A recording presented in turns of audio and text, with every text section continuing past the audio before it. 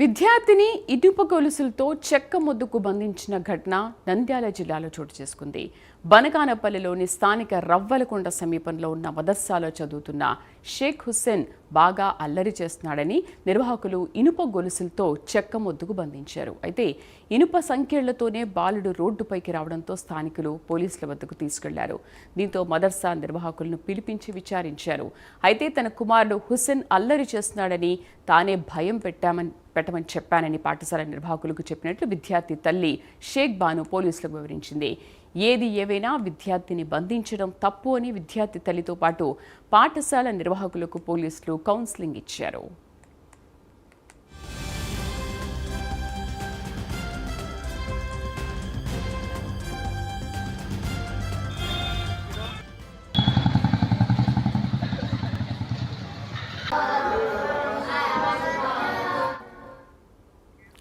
విద్యార్థిని ఇనుప గొలుసులతో చెక్క ముద్దుకు బంధించిన ఘటన నంద్యాల జిల్లాలో చోటు చేసుకుంది. బనగానపల్లిలోని స్థానిక రవ్వలకొండ సమీపంలో ఉన్న మదర్సాలో చదువుతున్న షేక్ హుస్సేన్ బాగా అల్లరి చేస్తున్నాడని నిర్వాహకులు ఇనుప గొలుసులతో చెక్క ముద్దుకు బంధించారు. పూర్తి సమాచారాన్ని మా కరెస్పాండెంట్ మస్తాన్ అందిస్తారు. మస్తాన్, అసలు ఏంటి, ఆ పిల్లోడికి మతిస్థిమితం లేదా, లేకపోతే ఎందుకు బంధించాల్సి వచ్చింది, కారణం ఏంటి?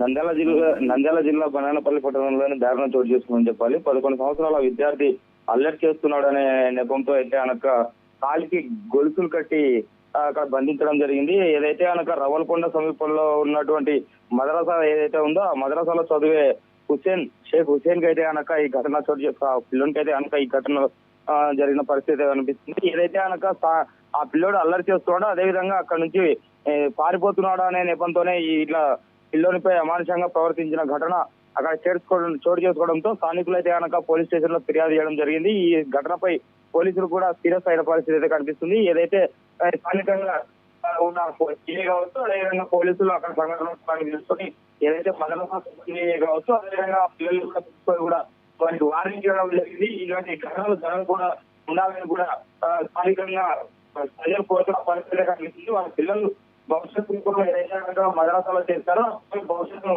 చాలా అదే విధంగా ఉన్నాయని కూడా చెప్తున్న పరిస్థితి కనిపిస్తుంది. ఏదైతే కనుక ఇప్పుడు పాఠశాలలో ఏదైతే మదరసాలో జరుగుతున్న ఈ ఘటనను పూర్తిగా వ్యతిరేకించిన పరిస్థితి, ఆర్థిక విషయం పరిస్థితి, అయితే విషయం తెలియని పరిస్థితి కనిపిస్తుంది.